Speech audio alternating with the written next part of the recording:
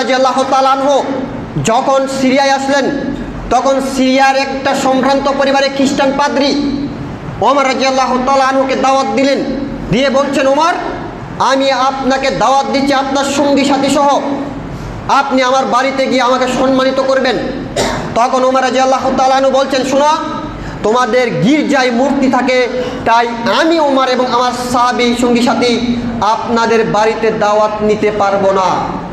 দেখেন, খ্রিস্টান পাদ্রী দাওয়াত দিয়েছিল ওমরকে সিরিয়ায়, ওমর দাওয়াত প্রত্যাখ্যান করলেন। কেন? এই জন্য যে তাদের উপাসনালয়ে মূর্তি থাকে তাই। যদি ওমর রাদিয়াল্লাহু তাআলা আনহু উপাসনালয়ে মূর্তি থাকার কারণে দাওয়াত প্রত্যাখ্যান করতে পারেন, তাহলে আপনি কে দাওয়াত দিয়েছে গ্রামের সম্ভ্রান্ত পরিবার, মেম্বার, চেয়ারম্যান, আপনি ভাবছেন যদি না যাই কি হয়? মেম্বার দাওয়াত দিয়েছে, চেয়ারম্যান দাওয়াত দিয়েছে, গিয়েছেন যে রুমে আপনাকে বসতে দিয়েছে সেই রুমে সমস্ত ছবিতে ভরপুর করে রেখেছে, আপনি সেখানে গিয়ে লাড্ডু ফুটিয়ে দাওয়াত খেয়ে আসলেন। কেন? ওমর রাদিয়াল্লাহু তাআলা আনহু ছবি মূর্তি গির্জায় থাকার কারণে প্রত্যাখ্যান করেছেন, আর আপনাকে দাওয়াত দিয়ে নিয়ে গেছে আপনার মেম্বার, তার সম্মানে আপনি ছবির মধ্যে বসে খাচ্ছেন। আপনি নাকি মুসলমান? অসম্ভব হতে পারে না। আপনার ভিতরে যদি তাওহীদ থাকে, ওইখানে ওই মেম্বারকে, ওই চেয়ারম্যানকে সতর্ক করতে হবে যে আপনি আগে ঘর থেকে ছবিমূর্তি বের করবেন, তারপরে আমি ঘরে প্রবেশ করব। যদি ছবিমূর্তি বের না করেন, আপনার দাওয়াতকে আমি প্রত্যাখ্যান করলাম। কিন্তু এই ঈমান আমাদের মধ্যে আজকে নেই। দেখেন, আরেকটা হাদিস দেখাই। উকবা ইবনে মাসউদ রাদিয়াল্লাহু তাআলা আনহু বলেন যে একজন ব্যক্তি খাদ্য তৈরি করলেন, তৈরি করে আমাদেরকে দাওয়াত দিলেন। তখন আমরা জিজ্ঞাসা করলাম, আপনার বাড়িতে কি ছবি আছে? তখন তিনি বললেন, হ্যাঁ, ছবি আছে। তখন আমরা বললাম, যতক্ষণ পর্যন্ত বাড়ি থেকে ছবি মুক্ত না হবে ততক্ষণ পর্যন্ত আমরা আপনার বাড়িতে প্রবেশও করব না, আপনার খাদ্যও খাবো না। দেখেন, ঈমান কাকে বলে? আপনাকে আমি বুঝাবো কি দিয়ে? রাসূল সাল্লাল্লাহু আলাইহি ওয়াসাল্লাম এবং তার সাহাবীরা প্রত্যাখ্যান করছেন একের পর এক দাওয়াত। কেন? ছবি মূর্তি থাকার কারণে। জিবরিল আলাইহিস সালাম বাড়ি থেকে এসে ফিরে গেলেন। কেন? কুকুর থাকার কারণে। রাসূল সাল্লাল্লাহু আলাইহি ওয়াসাল্লাম আয়েশার ঘরে প্রবেশ করছেন না। কেন? ছবিওয়ালা চাদর থাকার কারণে। দেখেন, আজকে জুমার খুতবার শেষ কওল ইমাম আউজাঈ রাদিয়াল্লাহু তাআলা আনহু বলেন, লা নাদখুলাল, আমরা ওই ঘরে প্রবেশ করতাম না, ওই দাওয়াতে যেতাম না। কোন দাওয়াতে?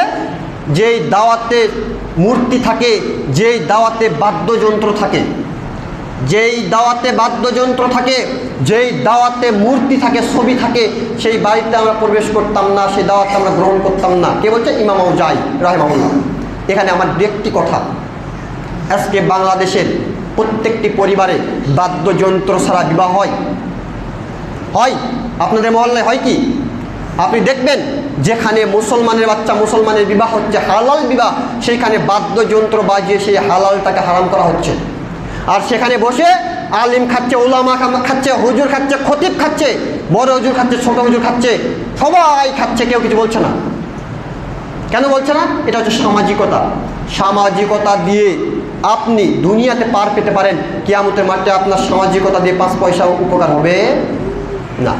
আজকে আপনি দাওয়াত খাওয়া বন্ধ করে দেন, প্রত্যাখ্যান করুন।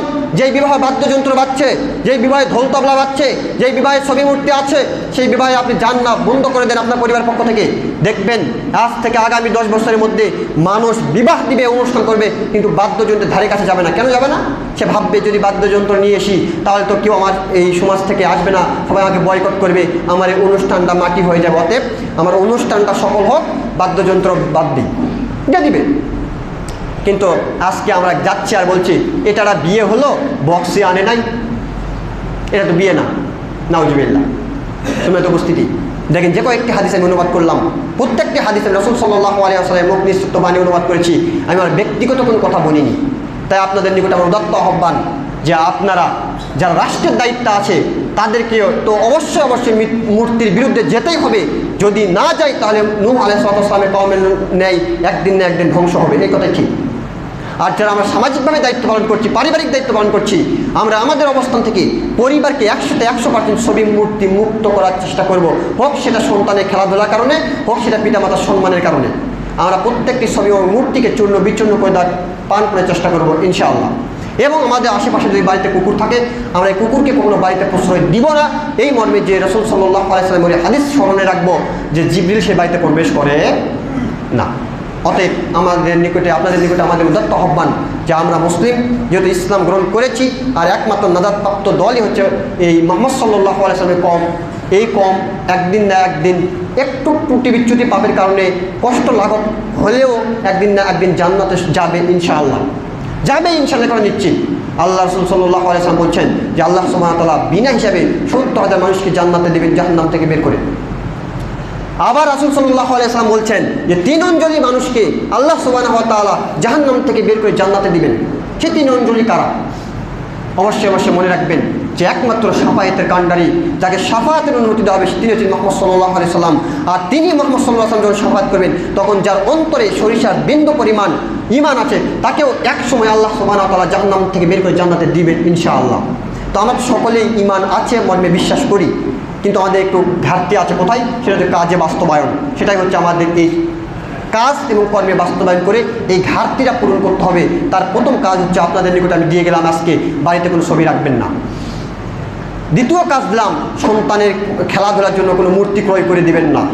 তৃতীয় কাজ দিলাম, আপনাদের বাড়িতে যদি কোনো কুকুর থাকে তাকে প্রশ্রয় দিবেন না। পারবেন তো ইনশাআল্লাহ? ইনশাআল্লাহ বলেন ইনশাআল্লাহ। আল্লাহ আমাদেরকে তৌফিক দান করুন, সকলে বলে আল্লাহুম্মা আমিন। সম্মানিত উপস্থিতি, আজকে আমি জুমার খুতবা এখানেই শেষ করছি। তার পূর্বেই একটি কথা